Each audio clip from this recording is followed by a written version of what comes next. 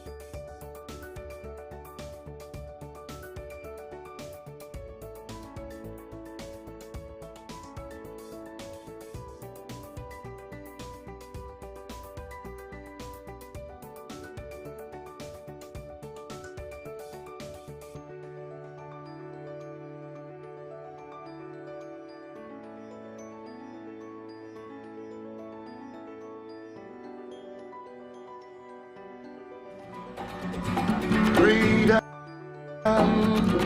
freedom.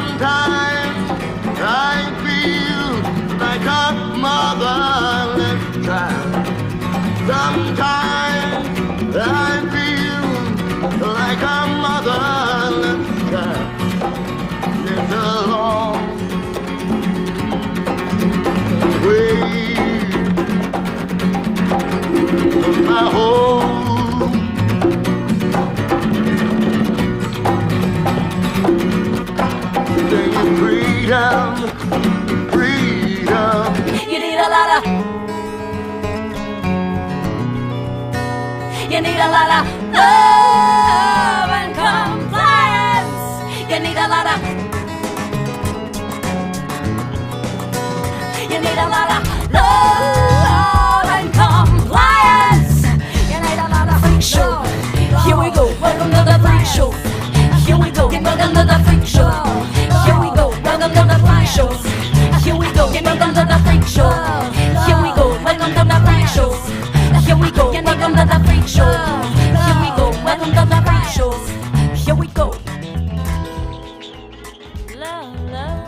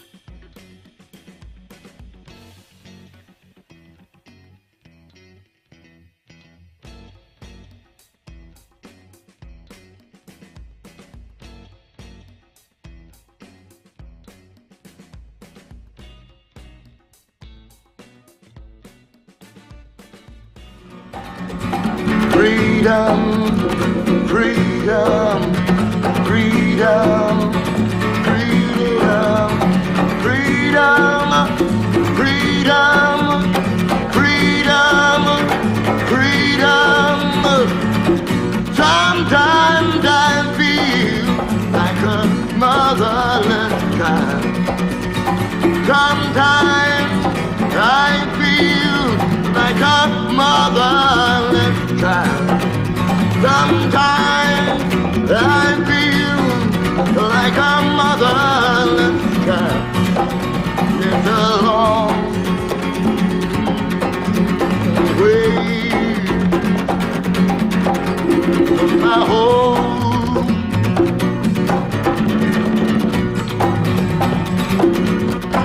Singing freedom, freedom. You need a lot of. You need a lot of love and compliance. You need a lot of. You need a lot of love and compliance. You need a lot of freak show. Here we go, welcome to the freak show. Here we go, welcome to the freak show. Here we go, welcome to the freak show. Here we go, welcome to the freak show. Here we go, welcome to the freak show. Here we go, welcome to the freak show. Here we go, welcome to the freak show. Here we go. Love, love.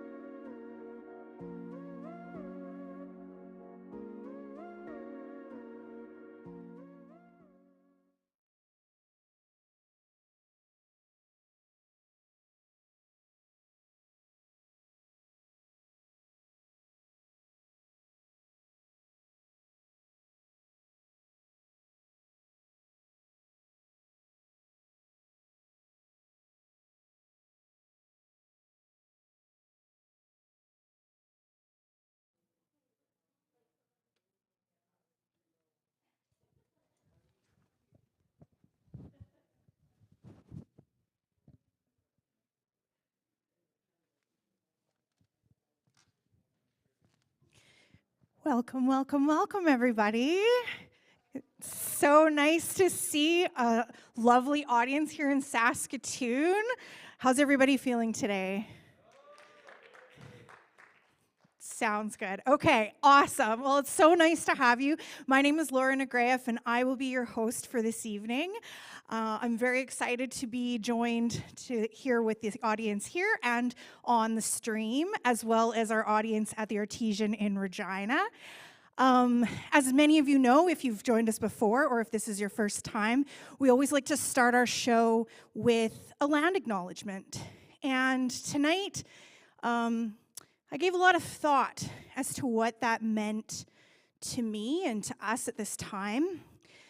So I'll share a little bit about myself, just a little bit about how some of my family came to this land and sort of what that means to me to acknowledge that and the importance of it. So we don't do the rote sort of scripted thing. We talk about what is our relationship to land, what are our obligations, and how do we come to this space. And so being a Negraeff, that's a Russian Doukhobor name, and that's my married name that my children carry.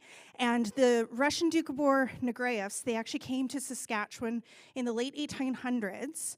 They came as conscientious objectors to mandatory military service.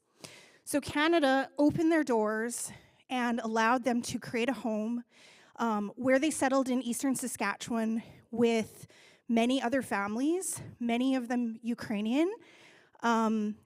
And it was a place where they were able to be safe and to feel a sense of freedom, and where they established roots that continue to this day. What's hard for me is also reconciling that at that same time, residential schools were being built in that same area, and just a week and a half ago, 54 unmarked graves were confirmed in that same region, just right next door to where my family established their home. So when I think about freedom, which is our theme for tonight, when I think about relationships, friendships, community, I think about those conflicting relationships. The fact that with Russian ancestry, having good friends, family members, community members who are also Ukrainian, and also to my Indigenous friends, family, and community members, it's a really difficult time that we're all in, as I'm sure you're well aware. So I just wanted to acknowledge that today and to share a little bit about myself and how I come to this work and this place, and also just to express my gratitude. I chose to wear this scarf today that some people refer to as a Cookham scarf, and I did so because it brings me hope, because these scarves, as many have shared, originate from Ukrainian ancestry and people, and they brought these from Europe and oftentimes traded or sold them to Indigenous community members and friends, and they became a symbol of resilience and matriarchy and so many things that we celebrate today. So I wanted to wear this just as a reminder of where we come from and the fact that everything's connected. So the challenges that my ancestors experienced and that my friends and their ancestors experienced still are impacting the world today. And so I want to start the program just by saying that I'd be remiss if I didn't say that in a night where we're talking about freedom, our hearts are very much with the Ukrainian people, and we really hope for an end to the war and the violence that's happening there today. So with that, I'm going to invite you to think tonight about what is freedom. And we're going to explore that through art tonight and think about all the different ways that freedom is understood. And I want you to think about the different connections that has for you, for your community, for your family, and the people that you care about. So to do that, we're going to turn it over to Regina, where my colleague Sarah Bergbush is standing by, ready to introduce the first artist of the night, John Lepke.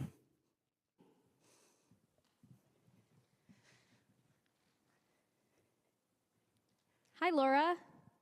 Hi, Sarah. How are you? I'm doing great. How are you?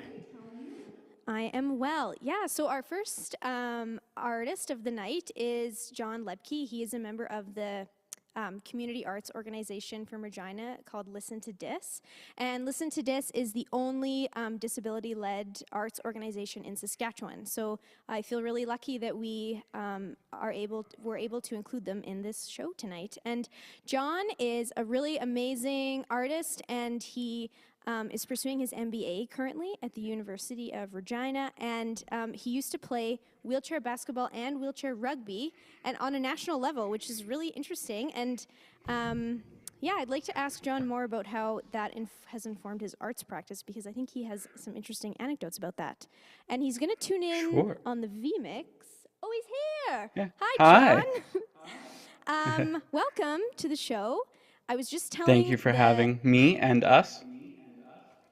You're welcome. I was just telling the crowd here and in Saskatoon that you used to play wheelchair basketball and rugby. Is that correct? I did. As I used to tell people, I had fun hitting other disabled people for fun. Nice. Cool. That is my job description in rugby anyway.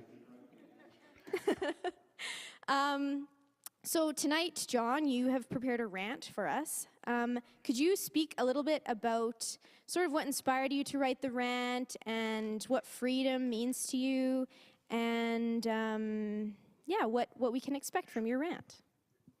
Absolutely. What inspired me was when we talk about freedom, we don't always talk about the intricacies, the small ways in which freedom can exist. And in the current moment that we're in, both with the war in Ukraine and previous to that, and currently going on in our country, the convoy to Ottawa and these sort of grand pronouncements about what freedom means inspired me to think about it from a disability cultural lens, thankfully through the work of Listen to Dis.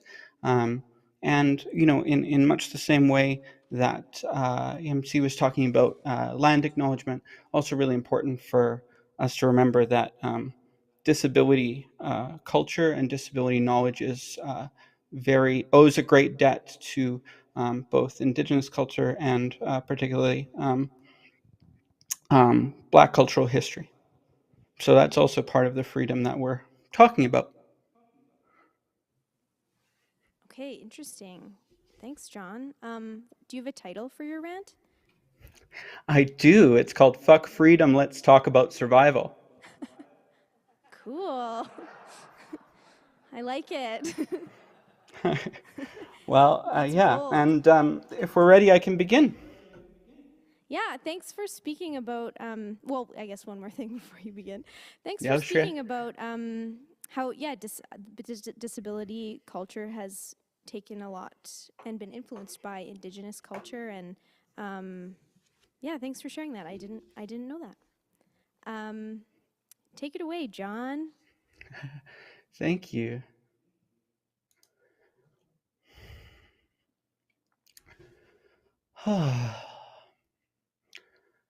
Fuck freedom. Let's talk about survival. How can you dream of freedom when survival is all you've been left with? Like little crumbs at the end of a meal you're supposed to be thankful for. That's the question posed across many sectors of the disability community in our current moment. Many of us don't have marriage equality. We don't have access to a just medical system. Some days we can't get out of our house because the sidewalk isn't clear and our food budget is zilch. We can't go to the hospital for mental health care for fear of abuse. We can't trust the state's apparatus to hold us towards health. Disabled people across North America were buying wedding rings in the midst of the pandemic, pretending to be married because we know, that our lives are more valuable during triage if we are believed to be going home to someone who has more societal value. I mean, for fuck's sake, Tommy Douglas was originally a eugenicist. There's a little piece of Saskatchewan history you probably didn't want to know about. This shit isn't new. Ableism is baked into our democracy, into every facet of public life. It's in the head pats that some local disabled researchers get when they wheel down a hallway. It's in the province's only recourse against discrimination being a human rights process that is glacially paced. It's in all the "we don't hire people like you here" sentiments, but it also rears its ugly head when lefties, artists, and thinkers say, well, I'm a nice person, so I don't even see what's wrong with you. We're over that, aren't we? All this ableism business? Once you see it, feel it in your bones, finally sit with it, it becomes harder and harder to deny. It's like when someone sits in a wheelchair having never done so before. Maybe they need it at whatever stage of life they're in, or maybe they've borrowed it from a friend for a bit of joyriding. Either way, sit in a wheelchair in most parts of Regina and you will start rolling without ever having to use your hands.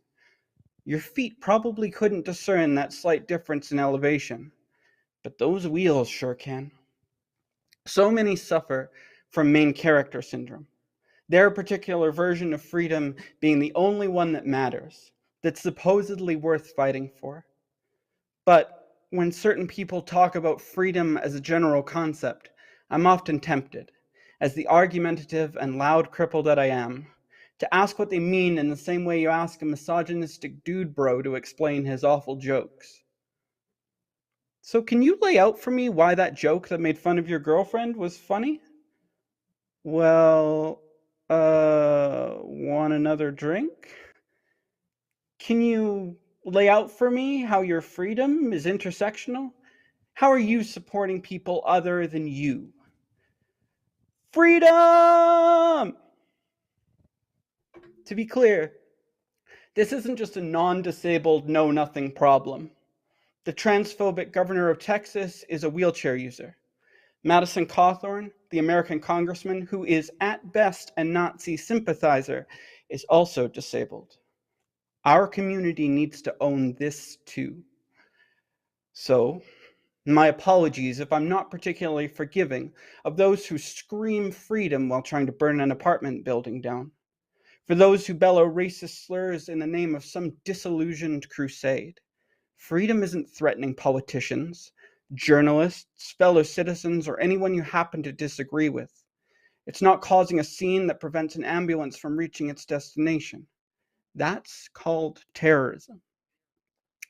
It's hard to survive in the midst of all this, to hold on to community, to share what little resources are available to make our current reality just a little more bearable.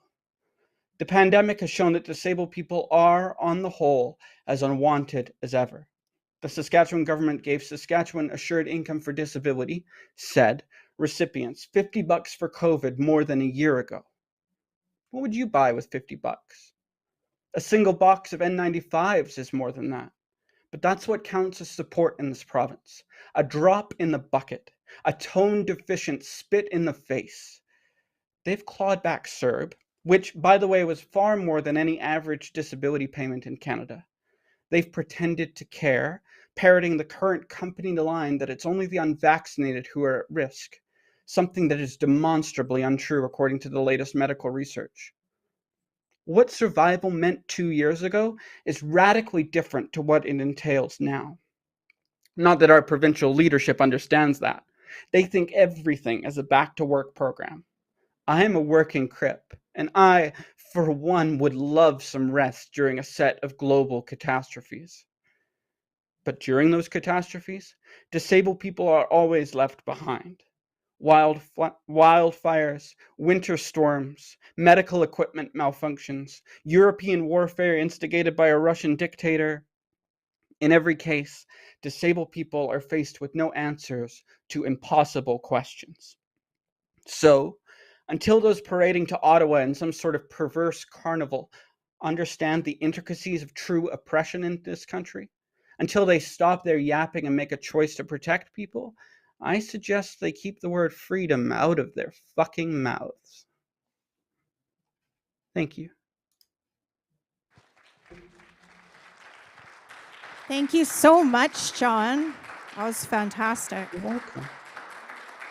Thank you for having me. Thanks, everybody. So that was John Lepke and our first artist of the night. And First of all, I just want to say a huge thank you to our sponsors. It's because of sponsors like the David Edney Fund for the Arts, Sask Arts, the Canadian Council for the Arts, Hardly Art, lots of art organizations out here supporting our artists. It's because of these organizations, as well as the Broadway Theatre, the Artesian in Regina. These folks are what allow us to pay our artists to be able to have a venue where we can open our doors for free to our community. They're what allow us to stream online so that you, our at-home audience, can safely watch from wherever it is that you are. And so we're extremely grateful to those wonderful sponsors that are helping support the work of our artists. Freedom! Freedom for who? Freedom from responsibility! Freedom from the oppressed! Okay. Freedom for freedom! Regardless of freedom! We stand senselessly strong and noble! Oh, okay, thank you. So we're here for freedom! All right. So, freedom from the oppressed! Freedom from responsibility! Freedom for freedom! Regardless of freedom, we stand senselessly strong and noble.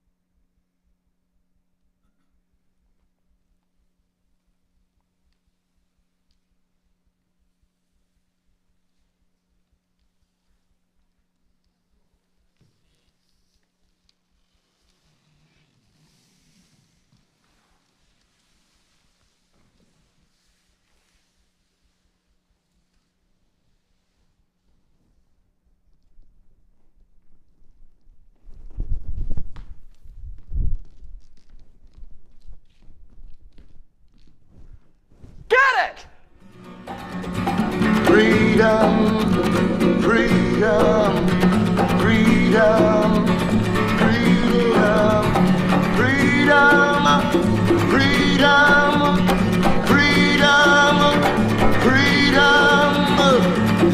Sometimes I feel like a motherless child. Sometimes I feel like a motherless child. Sometimes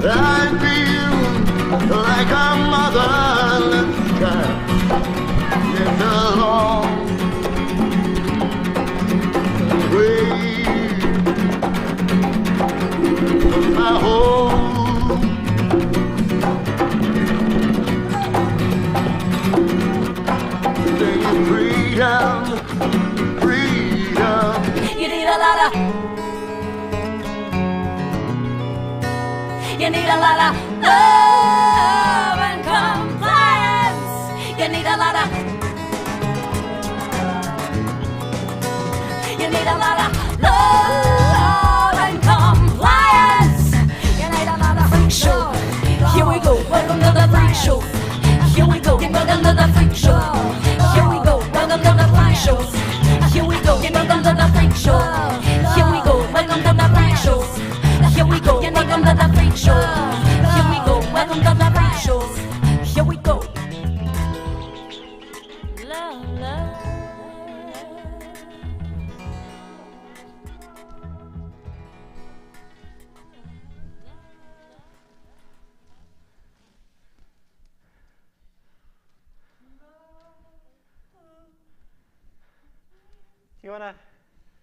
Do we wanna go sit down and watch the rest of the show?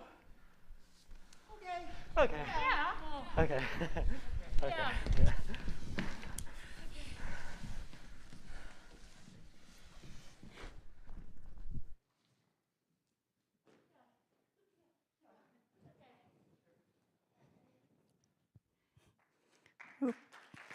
Okay.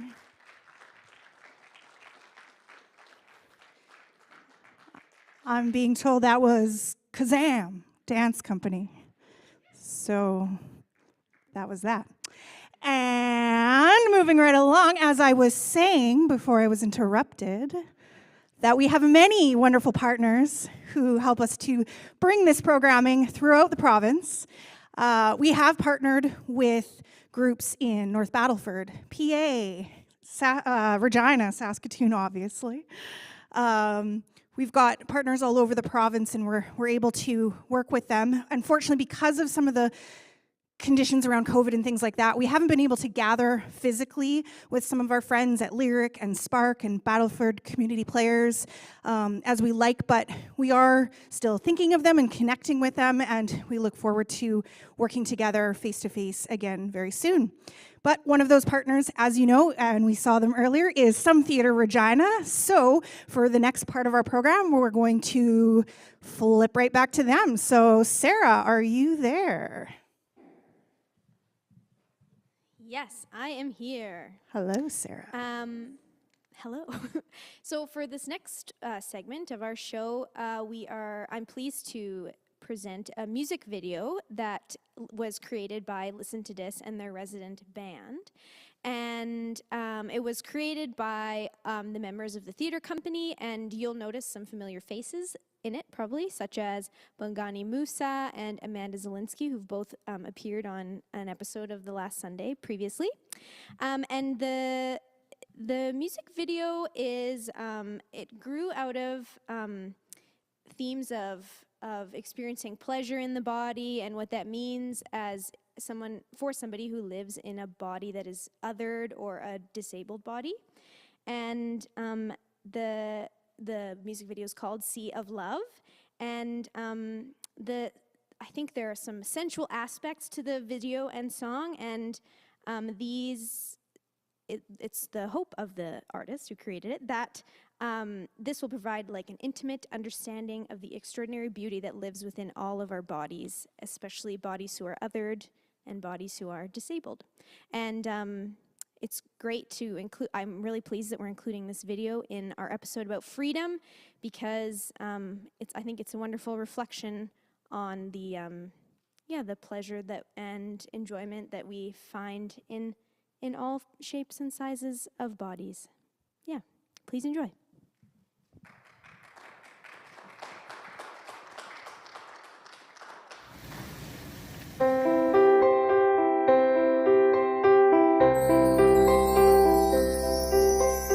Come with me, my love, to the sea of love. I want to tell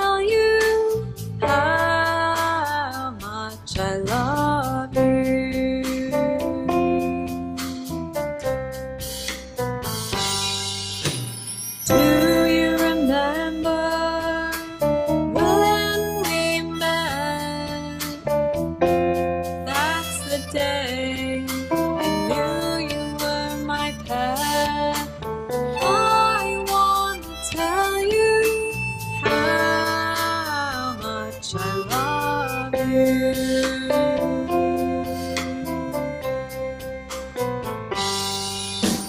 Come with me to the sea.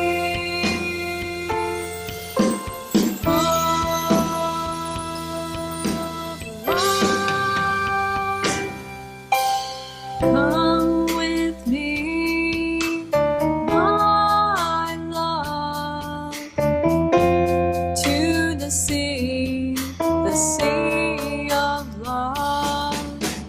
I want to tell you how much I love you.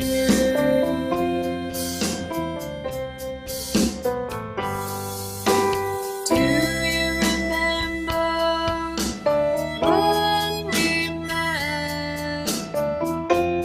That's the day I knew you were my pet. I want to tell you how much I love you.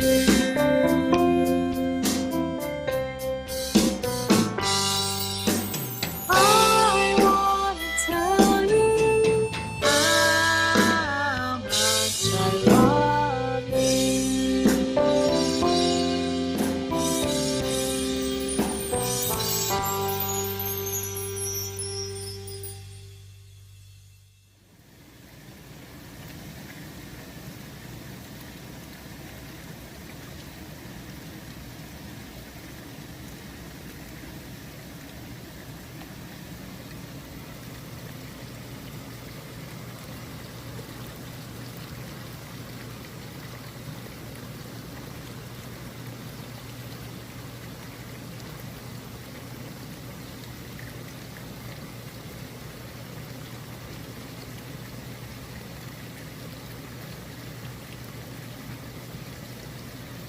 Thank you so much to Listen to Dis, who, as you heard, is centered in Regina, but they really do phenomenal work with the disabled community and artists all across the province. So we're so lucky to have them be part of our presentation today.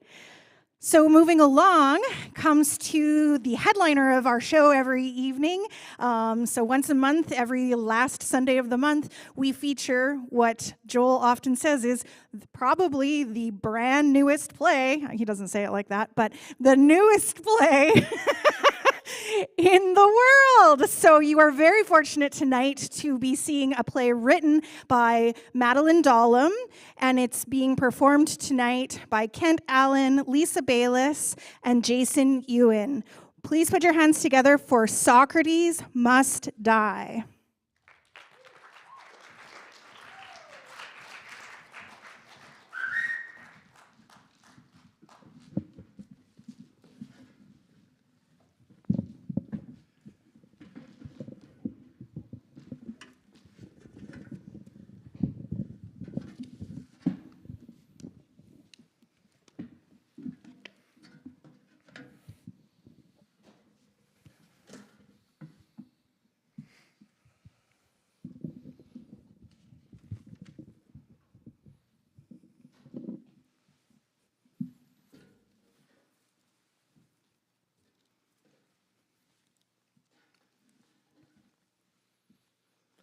Welcome to This Is Your Country debate.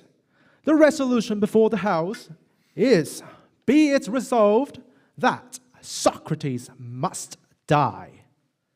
Audience of the House, you are the judges. Each side will present a constructive speech, after which you will vote on who has the best argument and best persuaded you. Debaters, remember, you must define the terms which are significant to your argument. The purpose of a debate is to find a positive solution through critical thinking. Debate includes careful, respectful listening.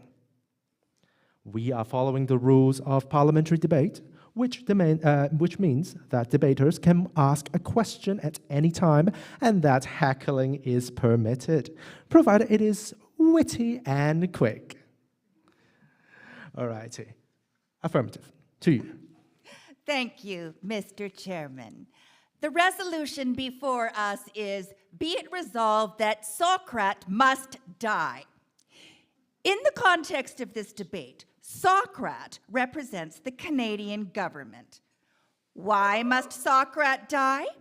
Because the present government is contemptuous of the average Canadian citizen. The protesters are some of those hard-working Canadians that Trudeau pretends to care about, but his government has taken too many actions without even the pretense of democracy. His government sat for only 38 days in 2021, and it didn't return to the House with any urgency after a completely useless general election. Question. Why pick on Socrates? He represents rational thought and careful thinking. This is represented by neither the federal government nor the Freedom Convoy. May I remind the negative that the affirmative has an absolute right to define the terms of the debate? But anyways, since you ask.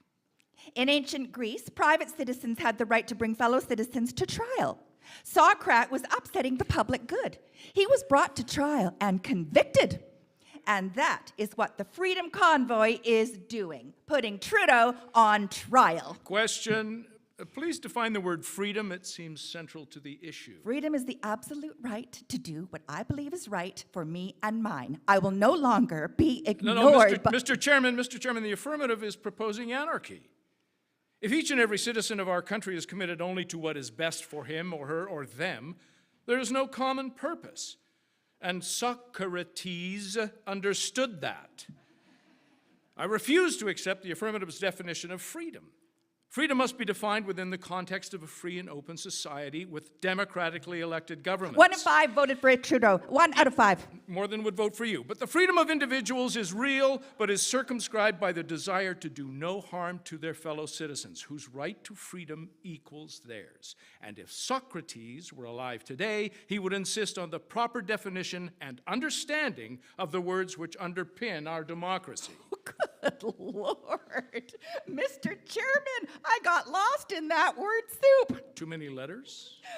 I will assume my definition of freedom and proceed to my main argument on why Socrates must die. Our Prime Minister, our very own Socrates, is contemptuous, ignorant. He referred to legitimate protesters as a few people shouting and waving swastikas. His government passed mandates without the approval of the people. And I quote from CanadaUnity.com. We, the people, have endured an unprecedented assault on our God-given freedoms. These freedoms are hard won and defended through the blood and treasure of the generations who came before us. Question. You are clearly referring to the soldiers who fought on behalf of our country in foreign wars. Yes. Your question? My question is, weren't those soldiers putting the common good ahead of their own personal freedoms? They gave their lives for these as yet undefined freedoms which you are claiming. The truckers are acting for the common good.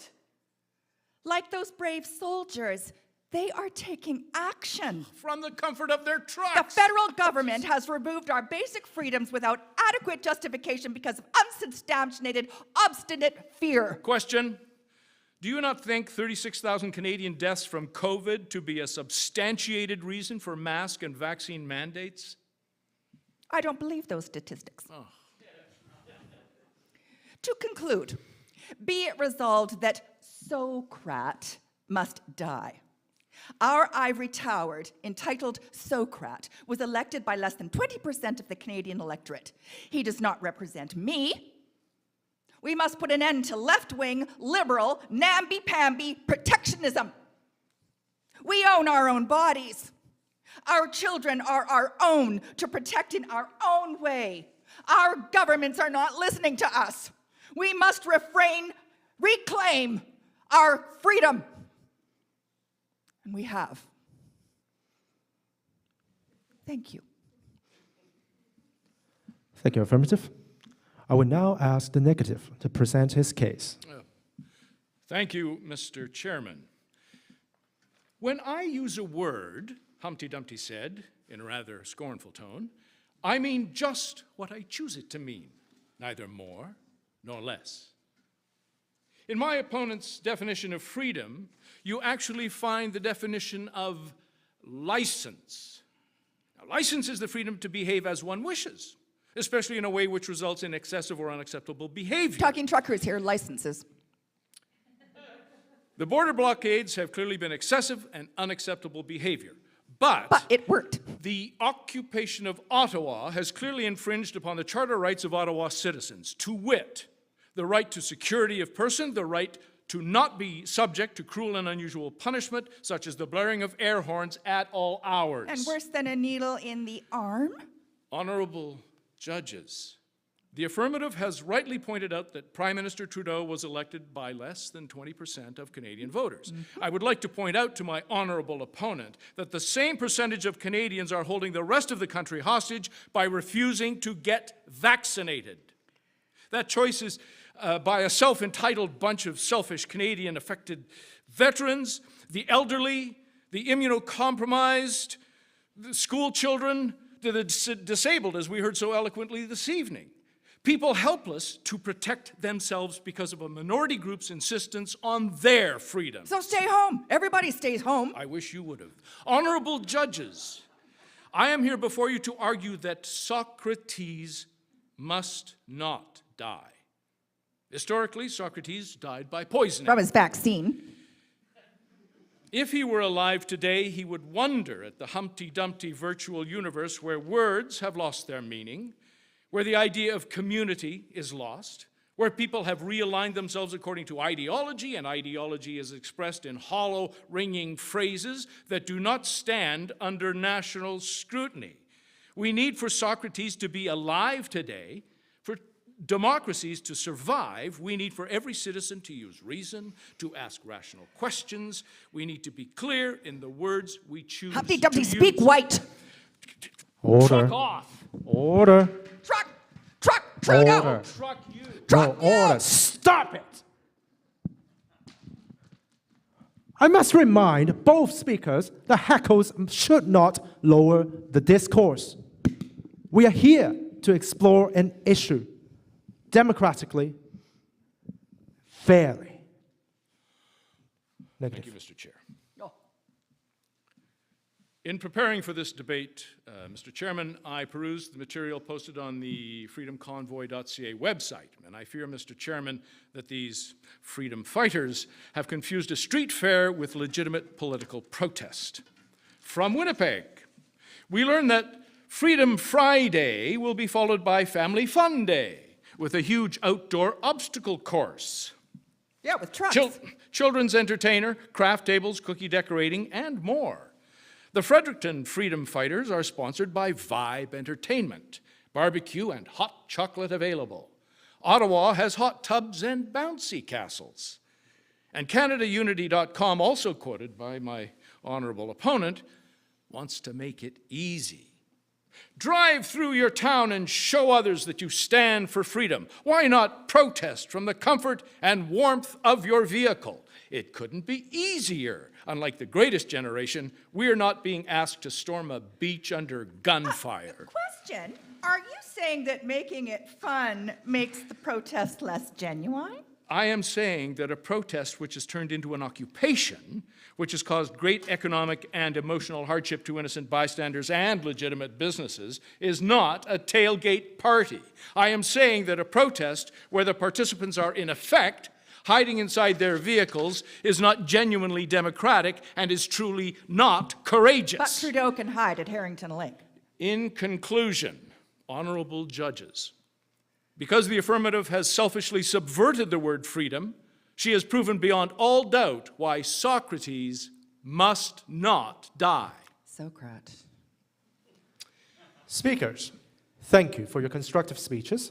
If we have longer than 10 minutes at our disposal, we would proceed to rebuttal and find out if you really listen to each other's arguments. But instead, we will go straight to the audience and ask them to choose the strongest case. Would all those in favor of the affirmative stand?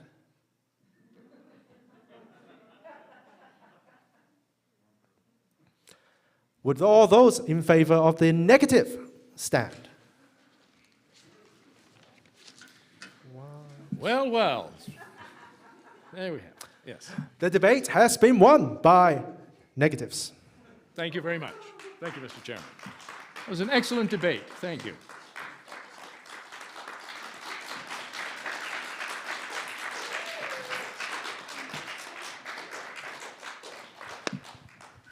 Thank you so much.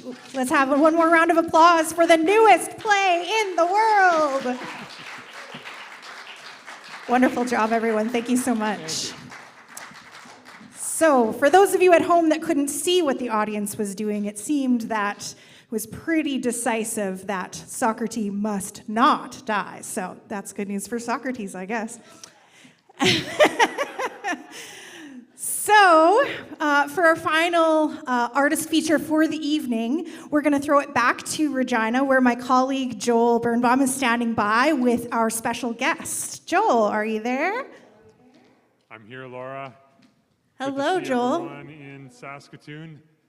Thank you so much. We've got a great crowd here in Regina, and I'm so grateful that we have our interview guest this evening in the hot seat interview chair. We like to call it the hot seat because we jump around.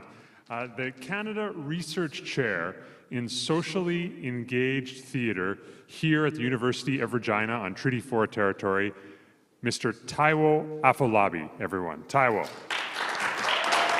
Thanks, Joe. Taiwo, I thought we'd start right where we left off with some of the art pieces that you've seen already this evening and start with the word freedom. If I give you the word freedom and asked you to finish the thought, freedom is, where would you take that? Freedom is nuanced, context, it's responsibility, it's confusing. It's not, well, do I need to add more? It's up to you, you're the interviewee. What's the opposite of freedom? It's not one thing. It's not necessarily right, a right. It's not bullying. What else? Yeah, I'll leave it at that. Great answers so far. We always like to get to know our interview subject a little bit. So could you tell us, when you were like 4 years old, did you want to be a Canada Research Chair in Socially Engaged Theatre? Like, was that was that kind of your dream, or what did you want to be when you were 4 years old? And interestingly, I wanted to go into media. Because I love to ask questions. I love to talk to people. I didn't choose theater. Theater chose me, as I always say. And interestingly, when it comes to theater in my country I'm coming from, back in those days, theater used to have a bad rap around it. Well, a lot of folks in theater are poor, by the way. What? Thanks to Nollywood, that has kind of opened things up economically. And so I wanted to go into journalism. I wanted to do mass communications and things like that. At age 4? Oh, age 4. I didn't know what I was going to do. I was like, this guy wants to be in mass communications at age 4. Not at age 4, I'm like, sand tastes good. I've jumped many years ahead. Age 4, I had no idea. I can't even remember. Right. No problem. I'm just giving you a hard time. This is really hot seat now. We're turning the heat up here, Taiwo. You mentioned your country. Where was your home country before you joined us here in Canada? Nigeria. So I came to Canada in 2015. Okay. And then I was in Victoria for 5 years before I moved on here with my family. So Nigeria, Victoria, Canada, is freedom different in those, Regina, is freedom different depending where you live? I think so, and I think that's why I say freedom is nuance. It's full of a lot of context. I think that, and also that's why I say freedom is not necessarily a right, because I think that we're so much full of it's my right, it's my right, it's my right, and knowing that freedom comes with responsibility. So a little bit about Nigeria was colonized by Britain, had its independence in 1960. So the idea of freedom is different from what we can consider as freedom here. Freedom first from the colonizer, freedom to be able to speak my language. I didn't grow up speaking my language in school. The whole idea was to English files, as we always say. And then you go to the Francophone African countries pretty next to us. You know, they were colonized by France, and they still speak French up to now. The freedom was really about taking independence from the imperial leader and all that. And then when we got the independence in 1960, we're also talking about another kind of freedom, where it's freedom from our own shackles that we put ourselves in, from military government to corrupt leaders to different things like that. And then you come to Canada, it's a different context, right? Of course, we know that there's a common denominator, colonialism and all of that. But then when we bring the indigenous, realities, the residential school and all stuff, it changes. But I think for me, at the heart of it is really liberating the human from the clogs that we've created ourselves. And I think for me, that's really what it's all about. It's not necessarily about, well, it's my right, it's your right, but it's the common denominator is giving understanding one another as human beings. So when I was just chatting with someone some couple of days ago, and they said it was the time they got to Canada that they felt that they were black first time in their 45 years. All right, so while they were in Nigeria, they didn't really think like that, and they just moved to Canada just a couple of months ago, and I think they should be heading to 50 years now. And they said this is the first time they felt black. Wow. Right? So, Yeah. which is interesting. So when we now talk about freedom in the context of Canada, that's why the nuance comes into play, the context comes into play in terms of the common denominator for me is what we may be fighting for may be different, but at the heart of it is recognizing that we're human beings, and that regardless of where we come from or we're going to and all that, that's a common denominator, the humanness of us. Powerful, powerful point. As always, we have time for questions, both from the audience here in Regina, the audience in Saskatoon, on the chat. Just put in your question to the chat if you're watching on the live stream, and our artistic associate, Crystal Peterson, will text me questions. I love this point about being a human being, and it's the first time I've understood the term common denominator too, because I'm horrible at math, so thank you for breaking that down for me. Any questions at this point from anyone here in Regina? Any questions? Why do people, you referenced freedom is not a right in your mind. Why do you think people call it a right, or put their hands into that term so strongly? Well, I think, and I'll try as much as possible not to go into any theoretical jargon here. I am a human being. It is who I am. You don't have to tell me that. The moment you start telling me that, you start giving me the idea that I have to let you know that I should speak, you're taking something away from me. And we live in a world where it's always about my right. We feel that sense of entitlement. I should be able to speak within the context that it's not going to hurt you. You don't have to tell me that shut up and keep quiet there, or whatever belongs to all of us, somebody is taking it. For me, when it comes to the idea of right, and I think that's with a lot of the challenges that we're having right now, we're thinking it's my right. No, it's not. It's not. That's why I said it's not necessarily right. When we look at it from the perspective that I am a human being, with that comes every reality, and giving space for me and for others to flourish. That's for me, it's taking it from the realm of right, or this is my right. No, it's putting it to the level of relationship and responsibility.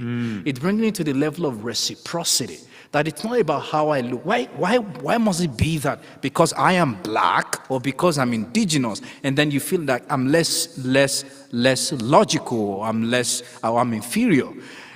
then I have to fight for it. I have to fight for recognition. That then means that I'm fighting for something that I should not fight for if you see me as a human being. That's what I'm fighting for, right?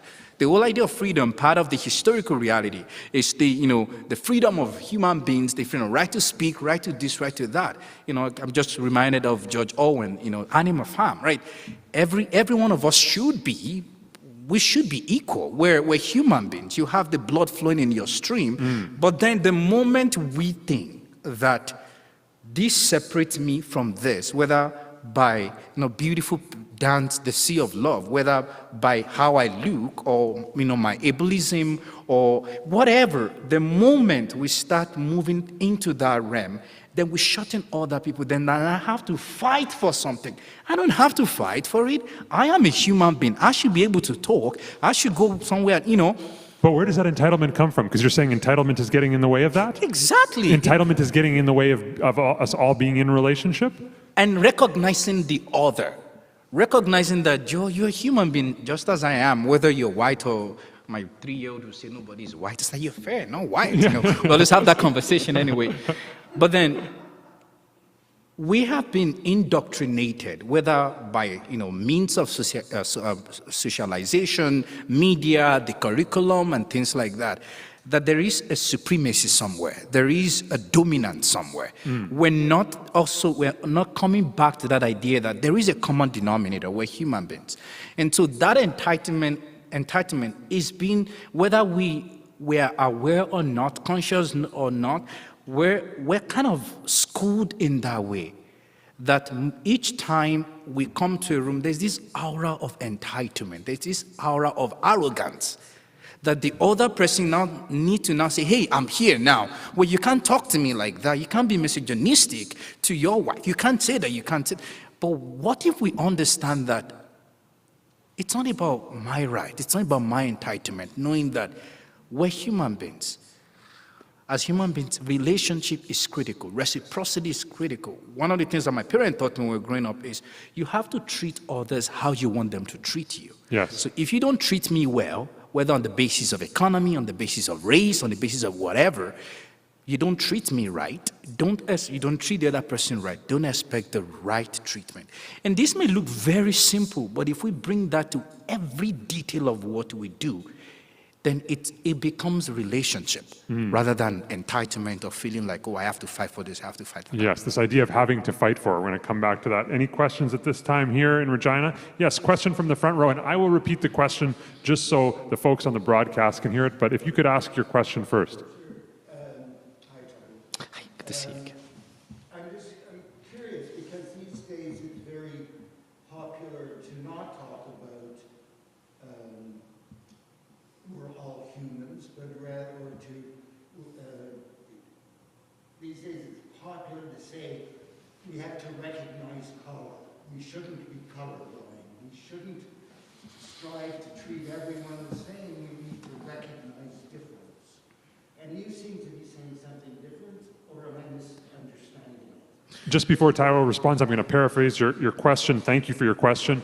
Just this idea that these days, it seems like, if I'm getting it right, we need to recognize difference. Difference is important. Diversity is important. We are all different.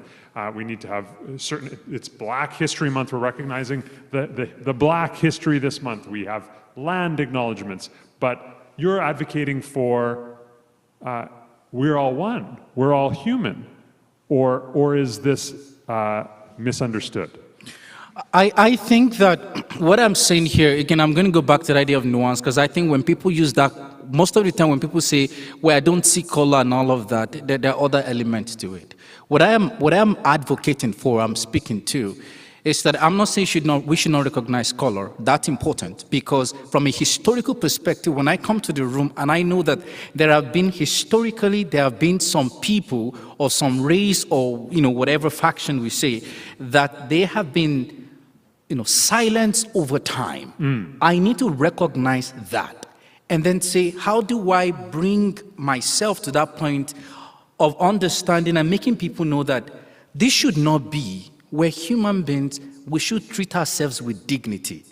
So when I get to a room, when it involves me to recognize color, I need to do that. I need to say, hey, there's a history here. A lot of folks, that were not born in Canada, they never read. Many people did not even know about the residential school system until some of us got here, and then we were reading a lot and realized that what on earth? How can that be? So when I enter a room and I see who are those that are there, I ask myself, what do I need to do to bring to the fore the idea that I'm saying now, that we're human beings and we need to treat ourselves, with dignity. If it means at that point in time recognizing the historical realities in place, I need to do that. If there are times that it's not necessary, I'm not going to play that card. So I think it's really important to understand the context of where the conversation is, who are those in the room, and for me, maybe all these my ideas also come from working in community. Yes. As a researcher, when I go to community, I don't just bring books and biro and start writing, because I'm going to create class system immediately. But there are some communities I go to that when I get there, everybody will speak English. I was doing a project in Iran some couple of years ago. I can't go into this space and start speaking English like this, or not because people don't understand English, but how are we going to communicate? How do we come to that same point? If recognizing the historical realities in that space is what is needed to make the humanness come to the surface, then we have to do that. So I think it's nuance. I have to say there are times that people say, well, I don't recognize color. I'm like, no, you need to stop saying that, because you're hurting somebody. It's like you're saying, I don't even see all the years of brutality, of criminalization and things like that. I can keep going on and on and on. But I do hope that, I can bring that what's in. impressive is that I asked you what freedom was off the top, and you said nuance and context, and he's actually remembered what he said right off the top, right? So he's a real professor. I want to know, you're the Canada Research Chair in socially engaged theater. So what role does theater have to play in this discussion of moving towards human beingness, if I can call it that? What is theater's role in your mind? In my opinion, I think that my role as a theater person in theater is really to create space for dialogue. I think that we still, as much as practitioners and artists, we're trying our best, I still feel that we still need to create more space, not necessarily in terms of number, but space where we're hearing and listening to one another. I love the concept, and I don't disagree with you, but part of my job is to be an agitator. So what do you say to someone who says, you say you're creating space, but really, your project as a researcher, as a theater researcher, is you're coming into my community and you're extracting, you're taking. You're going to benefit from this as an academic. Have you had this? Have you walked into this room before? Absolutely. It's just less than a week ago. One thing I always say is that these feelings are genuine, they are real, and people say them not because they want to say them, but because it's been experienced before. And whether I like it or not, I'm going to be looked at from the lens of the person that came before me. It's my responsibility to change that perspective. Whether I do it very well, that's a total game. But that's a different conversation. In my own work, I always talk about ethics of engaging in community. And what's ethics mean to you in one sentence? Well, this is really hot.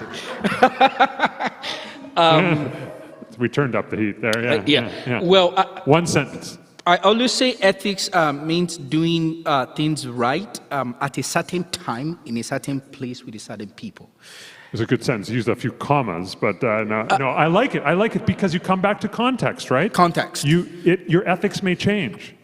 Exactly. The way I always say it is that ethics may be the same, but how you do ethics differs. So I have been very privileged to work in over 15 countries across 4 continents, and each time I go to each community, it's different. I just mentioned Iran some couple of minutes ago. I worked in Burkina Faso, where they speak French and I don't speak French. Or I've worked in China, I've worked in Denmark, where they even don't speak my language. But then I can't say the way I did it.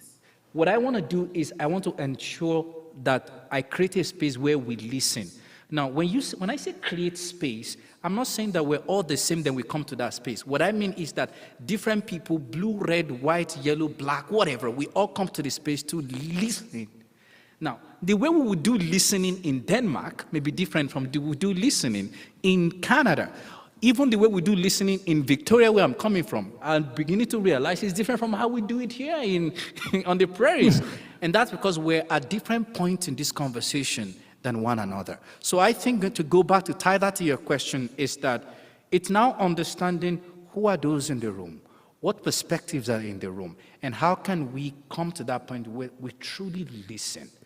Listening is very critical for me, and I think that that's something that I find missing in all that we're doing. Now, of course, it's more than listening, obviously, but I think that the role of theater, in my own opinion, is to create that space to start having those conversations in meaningful ways that the community can then say that we've had this conversation, what next? Because I think that extraction many times happens that researchers go to communities, and this has happened tons, like I've done research on this, where researchers go to communities. You've extracted the extractors. Well, that's not how to put it. Where researchers go to communities and they just, they publish and, they keep moving up the ladder. So when I go to community and somebody asks me that question, I don't do as if it's not real. I let them know it's real.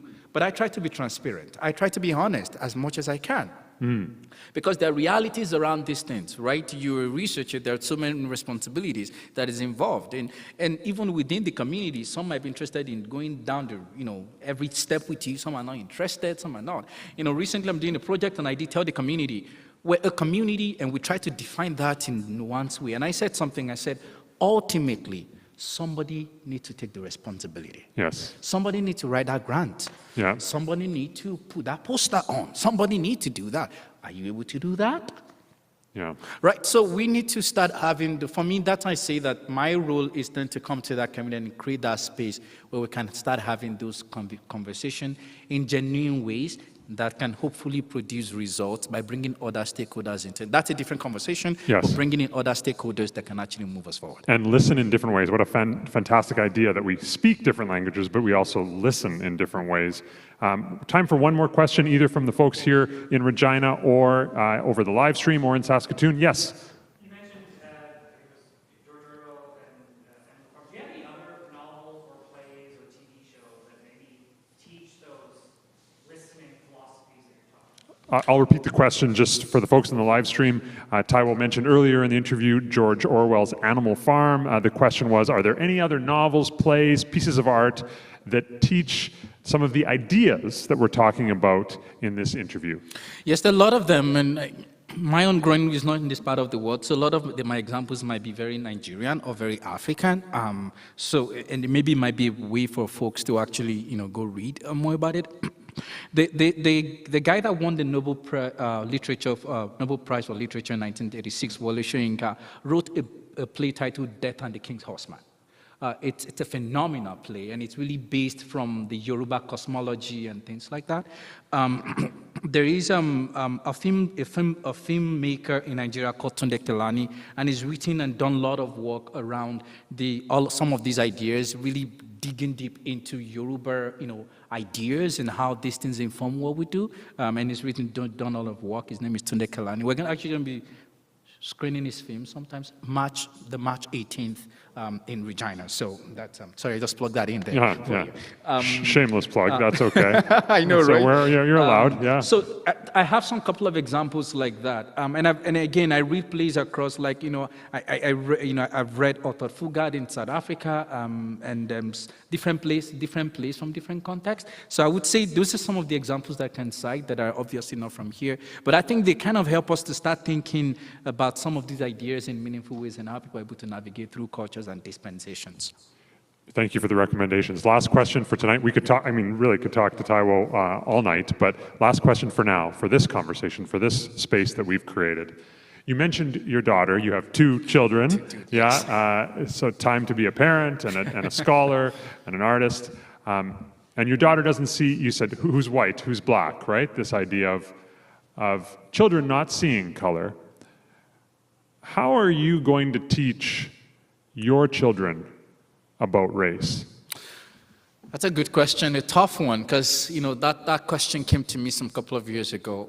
Not that my daughter doesn't see color, I think her interpretation of color is really challenging us to rethink what we call white, the labeling.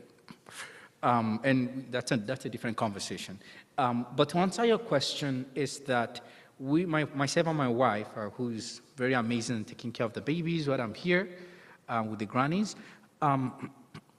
we're very particular about the literature we introduce to her. So there is a series that I think they call it Big People, I can't remember the title, Big People, Great Ideas or something like that. They have a series of different people that have done things in the past. Martin Luther King, we have so many of them. We're beginning to read that to her because we wanted her to see beyond just one person. I don't just want her to see people that look like me, that have done great things, whatever great is, but I want her to see varieties, all right? Of course, we encourage her. She asks questions. She's very curious. She asks questions, and we answer that hard the way we can. But I think recently something that has become, that my wife and I were talking about, is her hair. Because she keeps saying, why is my hair not this? Why is my hair not that? And one thing that we feel like is that our interaction in one way, that we don't want it to always be about race or racism, but I think that we're looking for those moments that we can chip things in and say, hey, have you thought about this? And all of that. But what we're trying to do is to find a way to have those conversations. And she's like, Dad, what are you saying? Who is Martin Luther King Jr.? If you ask him, like, I know Martin Luther King Jr. Or you ask about other people because we introduced that to her. And I think that's a great way to start introducing that to her and start listening, hearing stories of other people that have gone ahead. That's how we're doing it right now. Beautiful, beautiful. Looking for moments, the language of listening, creating space. I told you that was my last question. Before we go back to end this episode, before we go back to Saskatoon, what is the question from you? What is the question that we should all be thinking about? If you had to give us one question on this topic of freedom. I think in the context of all that is happening in the world right now and all that will still happen, I think it's worth asking ourselves questions individually. What does freedom mean to me in the context of my neighbor? What does it mean to you? So I'm changing it, it's not you now. What does it mean to you in the context of your neighbor? Taiwo Afolabi. Thank you.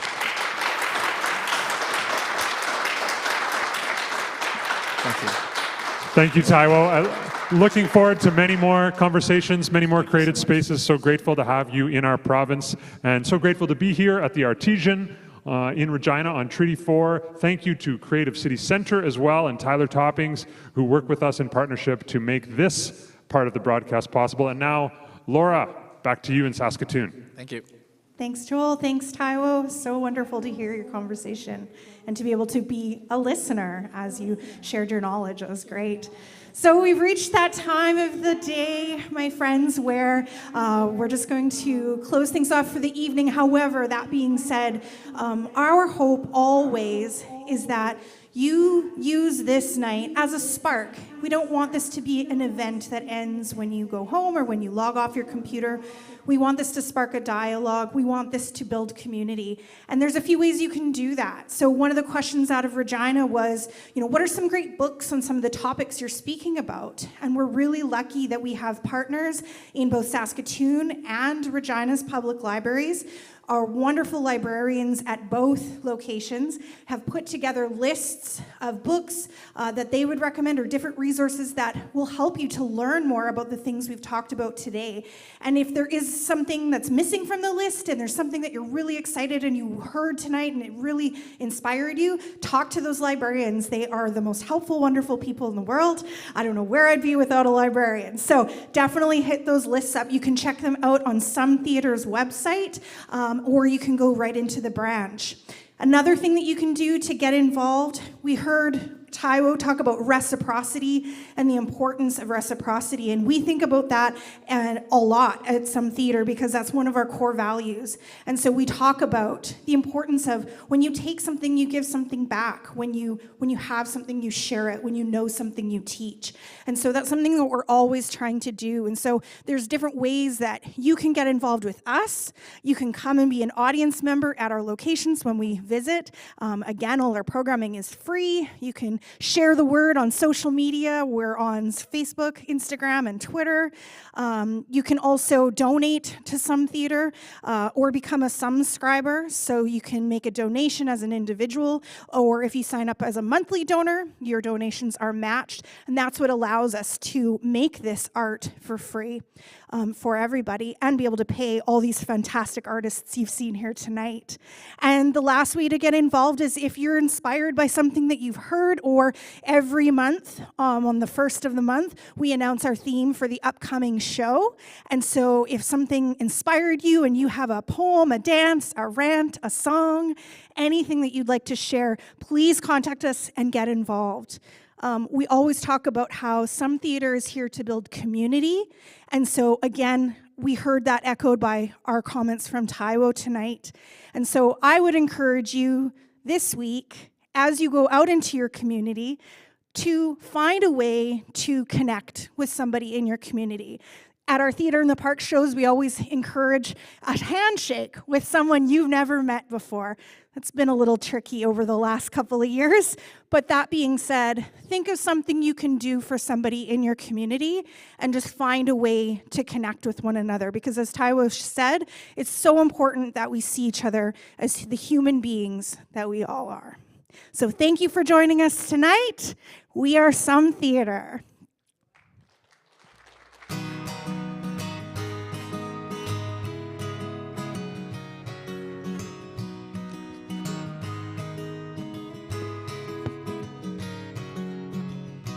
Here we are at the end of the evening. Thanks for coming to the show. We'll see you next time at that Sunday. Now get home safe. We will see